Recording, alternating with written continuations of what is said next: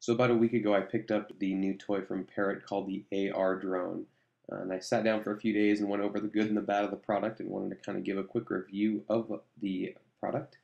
First thing is we got it, the packaging. It was packed in a very nice box. The hull for outside is the first thing you see when you open up the box, along with the charger, stuff like that. The box itself, I was very impressed. It does come, I mean, it ships in the box, so it does a very good job of padding the product, all the items packed in there.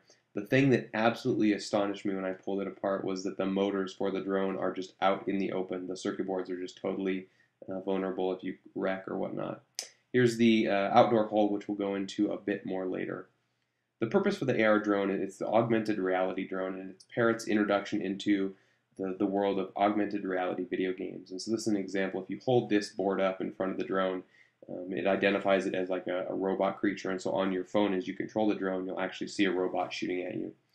Um, Pretty cool.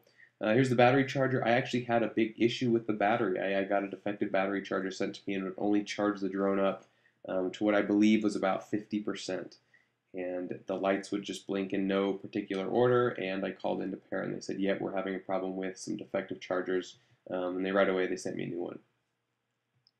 So preparing for flight, what you want to do, depending on if you're inside or outside, put on the correct hull. We're going to go ahead and fly inside, so we're going to put on this styrofoam hull to protect it from bumping into things inside.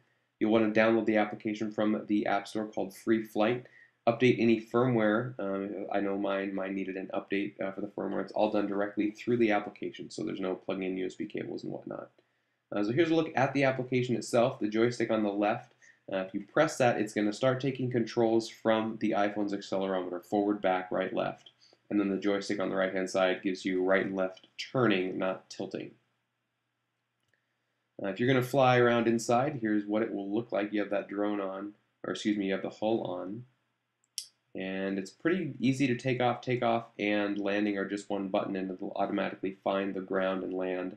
I found that steering inside was a little bit precarious, bumping into things, and I think that the big issue was the amount of wind it generates really kind of threw it off course a lot of the time. So go ahead and take a look kind of from the iPhone perspective of using those controls to manipulate the drone around. And it's really an awesome way to control something through this iOS device, because it does have a lot of advanced sensors in it, which allows you to tilt it to go forward and back. And here you can see is if you just press that button, it's going to find the ground. One of the things that Parrot really advertised about the drone is that it can hover by itself, and that's something that I was actually kind of disappointed about. It does hover by itself, but it has a really hard time staying level, staying in the same spot. You can see here, it does, this is one of the better jobs it did of staying in one location, and then I go ahead and fly it through the area of the house, but it had some trouble, especially flying around things. You see the elevation change. When I flew through there, I did not change the elevation. If it changes a level, a color on the floor, it will totally change where it thinks it is. Flying over furniture is also very precarious. It's going to shoot up in the air. The indoor flight was very sketchy. Don't get me wrong, it was a lot of fun, but as you can see there, just going over that couch and then stopping at the end, it hit on the ground. Parrot doesn't have any built-in recording to the application, but you can download an additional application called Flight Record, and as you see here, it gives you a couple more instruments on screen as well as a record button. So any of the like on-screen footage you see was recorded with this application. The cameras on board are not HD, they're about 600 by 400, just VGA, and Parrot released the SDK publicly so anyone can develop applications for this. The most recent version of Parrot's application does full 30 frames a second. This version here of the SDK only did 1.5, or 15 frames a second, so as you can see it's a little bit jittery, the video feed, but it is quite fun to fly around. Outdoor flight was really where this drone, I think, can shine with the more open spaces. The thing for me is we live in a windier area, and as you can see in a bit, the drone just had a problem with the wind. So before you want to go outside, you want to put on the outdoor hull, which allows, there's not as much padding, which allows the wind to have not quite as much effect on the drone. So again, here's from that application's perspective, running through outside. On a non-windy day, it was very stable outside, and that, like I said, I think that's where the drone will really shine. It has a bottom camera as well. You can see in the upper left-hand corner here, it's showing what's on the floor. In this case, it's snow. This is our first snow day of the year. And I was excited because I thought this drone could be really cool for aerial photography or even picking cameras up and taking them higher into the air.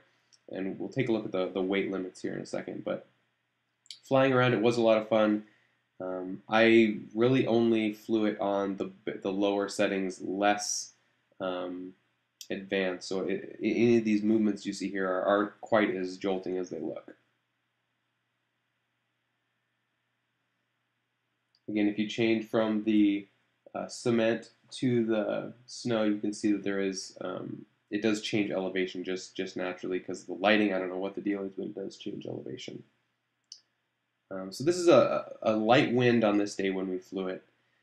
Snow's all melted, and you can see it does a fairly good job of staying in one place, although there are quite some times here where you'll see it kind of drift, and I don't do anything. And as soon as it gets between the two units here, it gets a little draft of wind, and it just goes flying up in the air. The sensors don't react fast enough to keep it in one spot. Like right there, there was no control. I wasn't doing anything until I stopped it there at the end. The drone is really cool outside, and I can see a big open field being a lot of fun, but to take it down to a field on a non-windy day, it's not very versatile, and I realize it is you can see there, it just can't stay up in the wind that long. As Bob's up and down here, that's nothing that I was doing. There was no controls happening at this point. It was just trying to reorient itself. I don't know what it was doing. I go ahead and stop it as it flies out between those two buildings. It was, on this particular day, it wasn't a lot of wind. I mean, you wouldn't consider it a windy day, but it was almost impossible to accurately and precisely control the drone.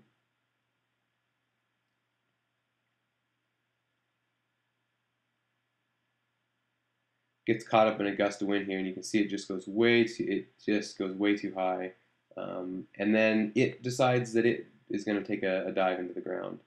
And as you can see here, it's just bumping up and down. There were, again, nothing that I was doing on my end. It just couldn't seem to get a point to hover.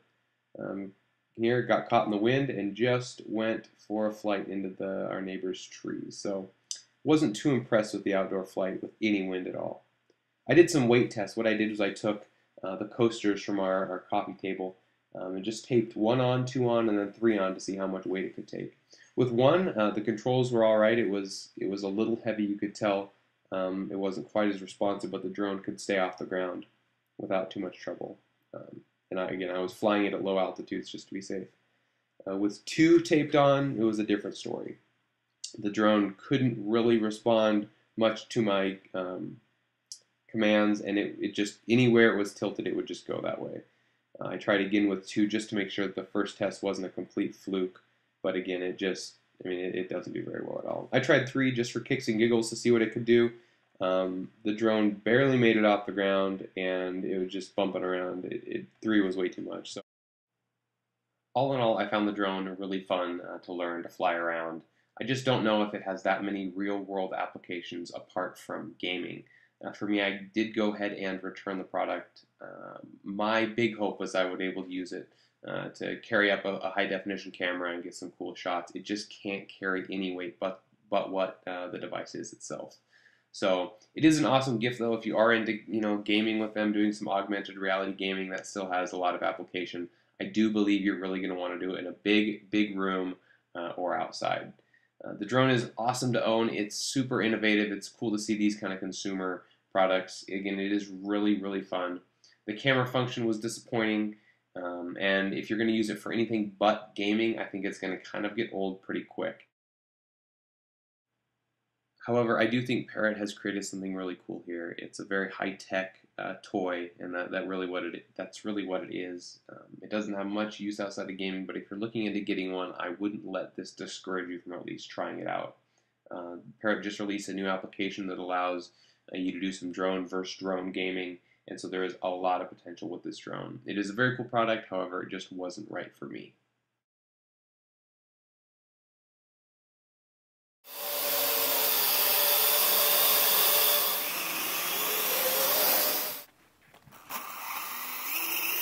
Don't run into me.